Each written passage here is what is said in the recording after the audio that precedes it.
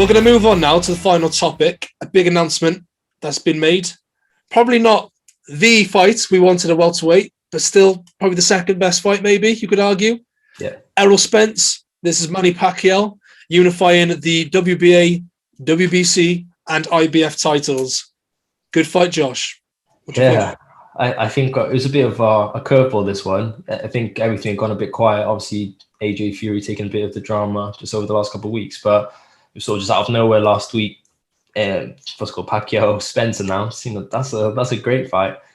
Don't get me wrong. I think there's going to be a bit of stick about maybe Pacquiao's age, but the way he dealt with Thurman in the last fight, you can't say anything about his age. Thurman was supposed to go out there and retire him, and he looked as fresh as ever, and to get him and to do it the way he done it as well, it's just nuts. So huge fight. Really excited for it, to be honest. My guy Pacquiao was doing the alley shuffle, was smashing up Thurman This guy. The same way you want about his age, he's still the WBA welterweight champion. Yeah. So he was the regular holder, but now he's been. I think the last 6 months ago, I think he was upgraded to the super champion, wasn't he? Yeah. So now he's still a world champion. He's 42. So someone's still got to take that belt off him. And I'm glad that it's one of, it's either the Spence or Crawford who get the opportunity to do that. Let's see now I want to see Spence. I'm glad to see that Spence is going to be the man that could potentially take that title from him. Yeah. How do you see the fight going, Josh? Just going on your last point again, I think it's just good to see some movement in the welterweight division. Yeah. It's notoriously, I think, behind the heavyweight is probably the second most political, it's always been the most political division. Always. They say after the heavyweight it's welterweight, where it's sort of the next biggest fights tend to be. So I don't know, it's nice just to see some movement and see some progress towards maybe unification and undisputed for that as well. But yeah, fight wise, I think Spence is excellent. I was a bit reserved about maybe how he was going to come back against Garcia following his car crash, because I don't know, when he first came out he looked a bit off, but he put that to bed straight away, because he easily walked through Garcia, I thought, as well. So my inclination would be that Spence is probably a bit too good, probably a bit too big for him as well, because he's very big at the weight. Yes. But Pacquiao is, he's such a specific kind of fighter and has his own style. It's very hard to mimic what he brings, and I think the way he did it against Thurman, and just his feet, and he's done it for the same thing for so long. He's just a master of what he does. He can cause problems for people. So I'm not sure if Spence would have come across a fighter who's can resemble what he brings. So it's open for question. But I think if I had to choose, I'd probably lean towards Spence, just because just sort of his CV generally and the way he's looked in his past couple of fights. I think he's very much up there pound for pound wise as well. So yeah, be interesting either way though. Yeah, I think if Manny Pacquiao can kind of keep the same intensity, the same engine, the same athleticism, the speed, hand speed. I know it's difficult at 42, but if he's maintained the same kind of ferocity and kind of movement that he did against Thurman, I think it's a very hard fight for Spence. I really do, because it did look like almost a prime Pacquiao, that performance. And he looked very good, didn't he? And I think stylistically it's a very tough fight for Spence. But I agree with you. I think the youth and the age of Spence and being a bit fresher should be the deciding factor. I can't see Spence getting Pacquiao out of there, though. If Pacquiao's on form, I think Spence will probably take it on points. I think it'll be a close fight.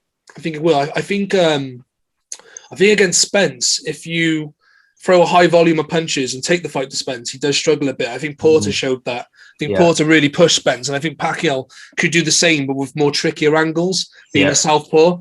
And that's the thing with Pacquiao. What he's very good at is throwing loads of combinations, but really awkward angles. Yeah.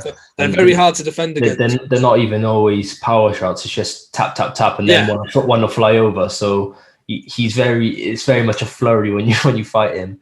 I would say, as much as I'm a fan of Spence, how much Pacquiao is always going to be the people's champion. He's been for years. Oh, of course, It's probably a Cinderella story, even at this age, if he can pull this off against one of the pound for pound top in the world. What a way to sort of finish his career or cement his legacy even more. So I think he's still up for it.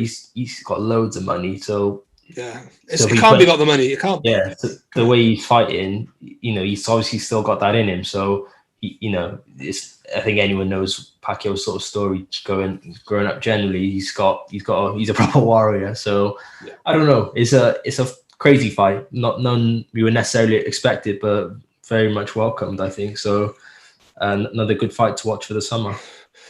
Another fact for those you don't know, Manny Pacquiao is a world champion in 3 different decades.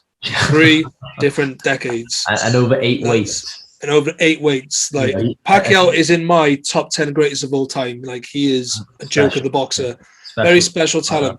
I think what's also important to remember as well, that Pacquiao is still the money man in that division. Like, Spence and Crawford had no interest in fighting each other. Both of them have been chasing the Pacquiao fight for years because they know the fan base that Pacquiao has, the interest he brings, the countries, the continent of Asia, America, that get behind Pacquiao. Yeah. It's a big fight for anyone. Winning Pacquiao is like winning the lottery at welterweight.